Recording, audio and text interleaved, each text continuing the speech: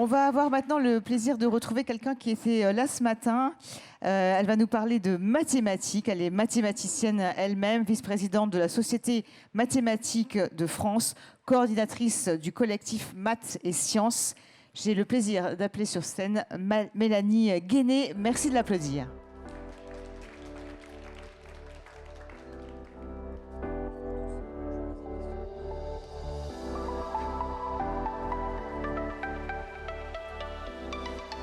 Alors Mélanie, vous allez nous présenter donc l'actualité sur la situation, on va dire, un peu contradictoire des mathématiques entre la formation scolaire qu'on peut avoir aujourd'hui, puis finalement les besoins qu'on a pour la société, pour le citoyen, qui sont importants. Donc pourquoi finalement cette contradiction ?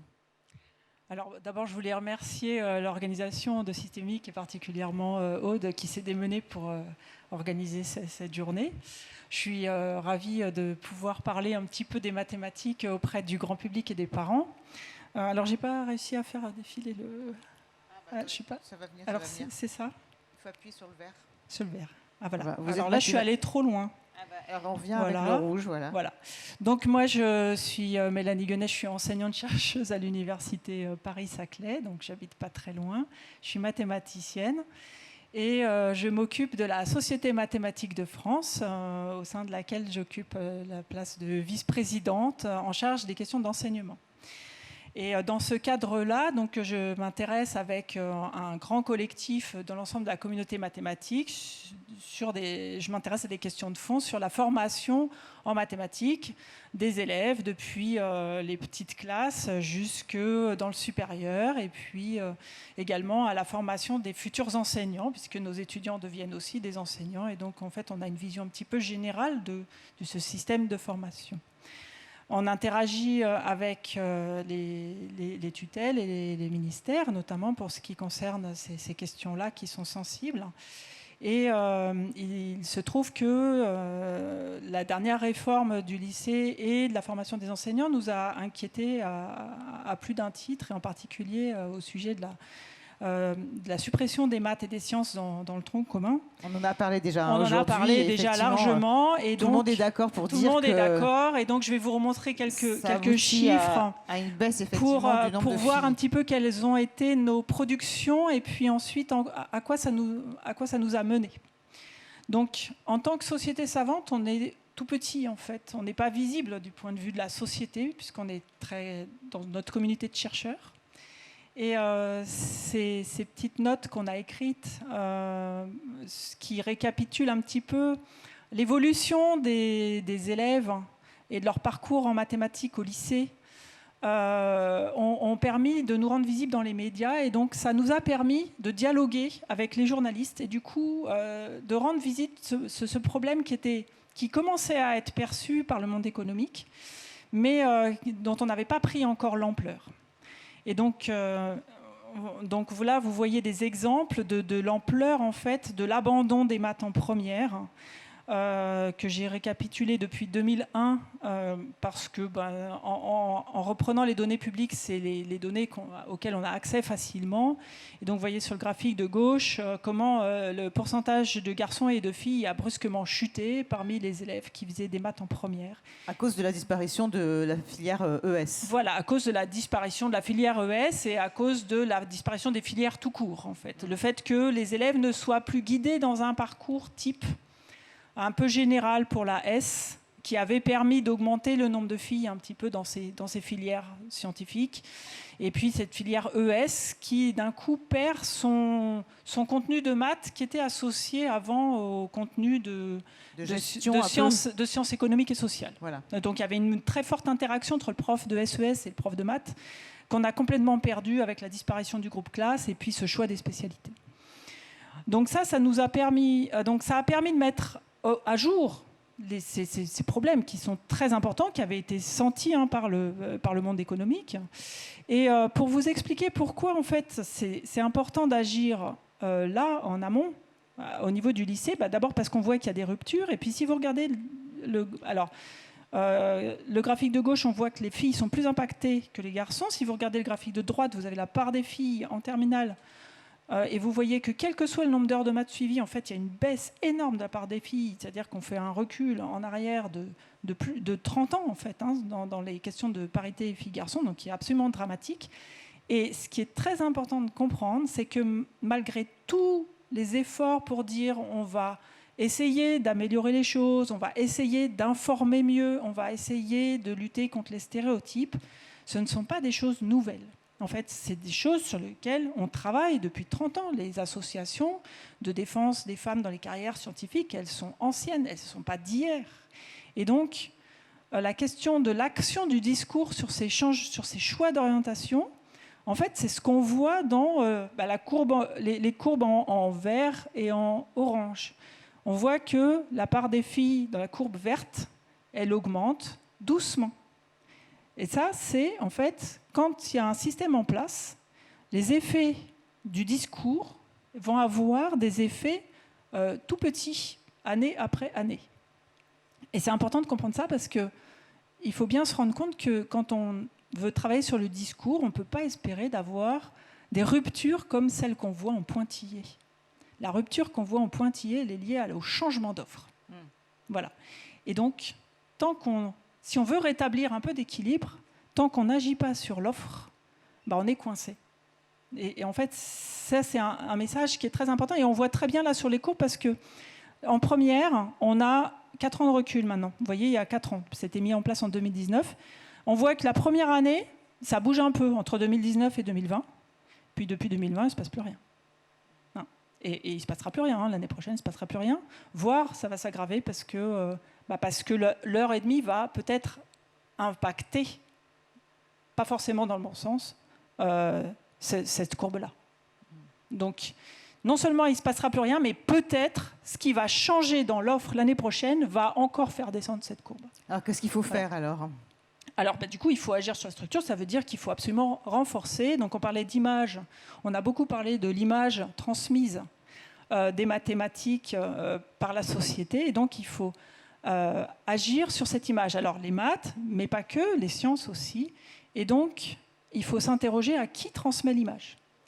Et alors, l'image, elle est transmise auprès de l'ensemble de la société par... Alors, quand j'ai écouté à la radio une interview très intéressante qui n'avait rien à voir, on disait qui sont les représentants de l'État pour les jeunes ? Alors, ce qui vient en 1, c'est l'éducation nationale. Ce qui vient en 2, c'est les mairies. Ce qui vient en 3, c'est les entreprises. Et donc, on se dit, en fait, tout ce qu'on fait pour valoriser l'image des sciences, si l'éducation nationale, le message qu'elle envoie, c'est les sciences au lycée, ça vaut rien. Les maths au lycée, ça vaut rien. Nous, on ne peut pas lutter. Donc, d'abord, il faut rétablir un équilibre obligatoire dans le tronc commun entre les sciences et le reste. Hein, parce que sinon, l'image est désastreuse. Et donc, c'est très compliqué de lutter contre cette image qui est extrêmement forte. Voilà, donc ça, c'est le premier message. Après, Cédric Villani disait ce matin, justement, qu'en terminale, on a cette réduction des choix qui fait une hyper-spécialisation qui est complètement contraire à ce dont on a besoin pour répondre aux défis qui nous font face, aux défis sociétaux, aux défis environnementaux, aux défis qui concernent l'économie, la gestion des ressources, qui concernent le climat, qui concernent les nouvelles technologies, qui concernent la lutte contre les fausses rumeurs. Donc, en fait, on a besoin de sciences partout et on a besoin d'interaction entre les sciences. Alors ça va être mon dernier slide, je vais passer sur une note positive parce que ça c'est un peu désastreux. Donc, voir comment est-ce qu'on interagit. Alors moi je vais vous montrer mon point de vue de matheuse, parce que moi je suis mathématicienne, mais comment est-ce qu'on interagit avec le reste du monde. Donc ça, cette partie, disons, d'alerte, c'est une interaction pour moi entre la communauté des mathématiques et la société. Et donc, c'est quand même un bel exemple où on a réussi à échanger. Donc, et ce que disait Aude, oui, ça bouge, ça montre que ça bouge. Donc ça, c'est, je trouve, un point positif dans le dialogue sciences-société. On a progressé. Et alors, le dernier point positif ? Et donc, l'autre point positif, c'est ça, ce que je voulais vous montrer, c'est toutes ces images. Je voulais parler de maths. Donc, je voulais vous montrer comment, moi, comme mathématicienne, je vois les mathématiques apparaître dans ces images. Alors, il y en a, c'est évident, puis il y en a, c'est moins évident. Voilà. Après, je ne sais pas s'il y a des gens dans le public qui veulent dire s'ils voient des maths dans les images d'en haut. Donc ce qu'on voit, c'est donc il y a un incendie à gauche, il y a une carte. Alors c'est la carte de Bretagne à droite. En bas à gauche, il y a un dessin d'art. Hein, c'est Maurice Escher qui a dessiné beaucoup de dessins assez géométriques. En bas à droite, hein, il y a un chou romanesco. Alors, les choux romanesco, c'est des objets qu'on utilise souvent pour illustrer les mathématiques. Et donc, je voulais vous raconter un petit peu pourquoi est-ce que moi, je voyais des liens, en fait, entre ces images. Et quels étaient les liens? Donc, en fait, il y a plein de liens. Donc, il y a plein de surprises. C'est pour ça que j'ai mis « il y a plein de surprises ». Celle du milieu, alors Alors, celle du milieu, c'est un réseau social. C'est pour voir avec qui on échange. Alors, c'est lié au fait que comment je fais, par exemple pour systémique, là, comment est-ce qu'on fait pour toucher le maximum de gens? Où est-ce qu'il va notre réseau? Est-ce que si moi j'envoie un tweet, est-ce que ça va être transmis dans la France entière? Ben non, en fait, le réseau il va s'arrêter. Et en fait, ce graphique, il modélise les échanges. Donc, plus les points sont gros et plus il y a des échanges, plus il y a des échanges, et puis plus les points sont petits et plus les échanges sont rares. Mais ce que vous voyez, c'est qu'il est fermé, ce graphe. Il n'y a pas les 6 milliards d'habitants sur Terre. Donc, ça veut dire qu'il y a des groupes comme ça. Et ça explique un petit peu que, par exemple, les théories complotistes, on a beaucoup de mal à les contrer parce qu'on ne peut pas rentrer dans ces clusters. Ça s'appelle des clusters, c'est des îlots. Non, ça fait des îles. Mais si vous pensez aux îles, vous regardez la carte de Bretagne, il y a des îles aussi. Hein, et donc, il y a des liens. Et puis, si vous regardez l'incendie, alors l'incendie, c'est lié à comment est-ce qu'on fait dans des forêts pour que le feu ne se propage pas. Donc, pour empêcher que ça se propage. Alors, empêcher que ça se propage, c'est justement le contraire de ce qu'on voudrait faire sur les réseaux sociaux, c'est permettre que ça se propage. Et donc, si dans les réseaux sociaux, ça ne se propage pas, c'est-à-dire qu'il y a bien des façons de répartir les arbres ou de créer des barrières anti-feu qui vont empêcher le feu de se propager ou qui vont restreindre le feu à des îlots. À nouveau, on est dans des îles. Voilà. Et donc, vous voyez, il y a des liens en fait entre ces 3 images du haut. Voilà. Après, vous avez peut-être des questions sur les images du bas. Alors oui, justement, dites-nous. Alors, les images du bas, elles sont un petit peu différentes. Mais moi, je vois des liens aussi. Alors, c'est plus difficile. Alors, il y en a une, c'est un peu facile, c'est le chou.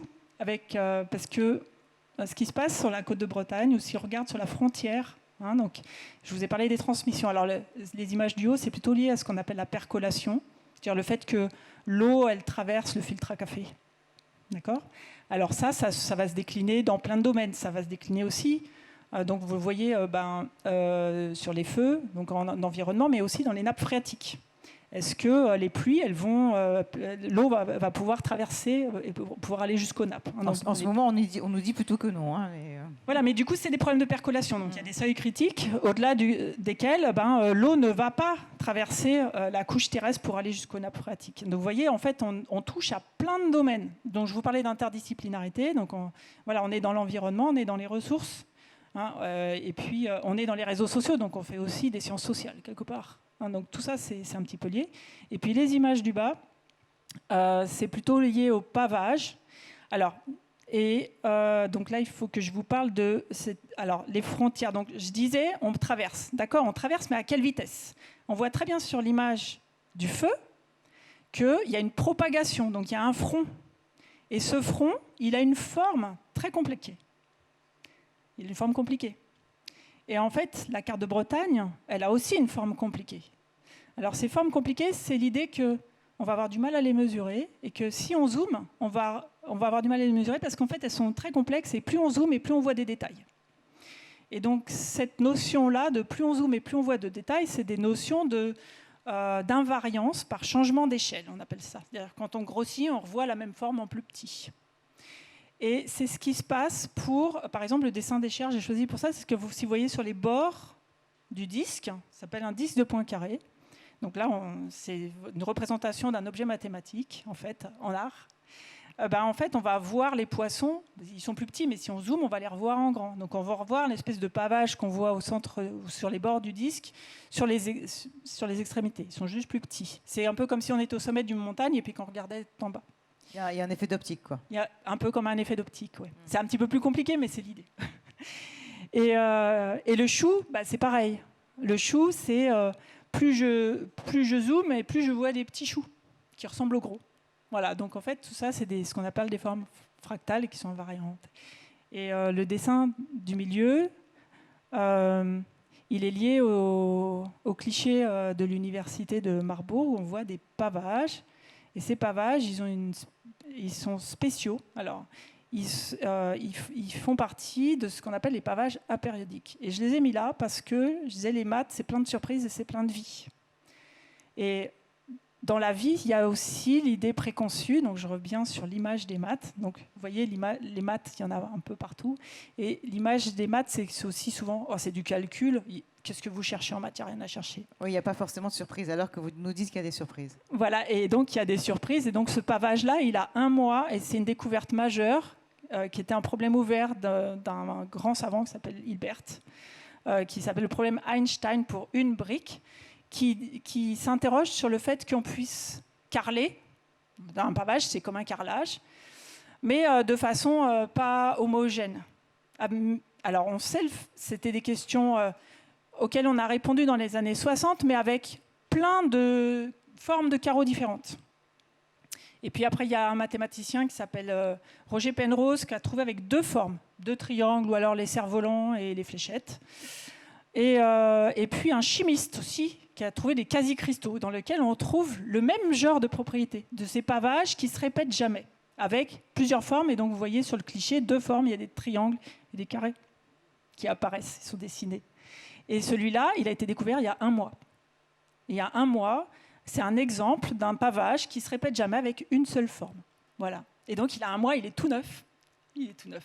Et il est fait, en plus, alors, non seulement il est tout neuf, mais en plus, il n'a pas été trouvé par des grands chercheurs mathématiciens. Et ça, je trouve ça vraiment super, parce que ça veut dire qu'il y a toujours une interaction entre la recherche en mathématiques et puis de temps en temps, dans ce domaine-là notamment, des gens qui sont des retraités ou qui sont même des femmes au foyer ou qui sont des ingénieurs et puis qui trouvent des trucs que les grands chercheurs mathématiciens n'avaient pas trouvé. Donc voilà, je voulais montrer la vie là-dedans. La vie dans les maths. La vie dans les maths. Des maths pleines de surprises et de vie. Merci beaucoup en tout cas, merci infiniment d'avoir été avec nous. Mélanie, on peut l'applaudir.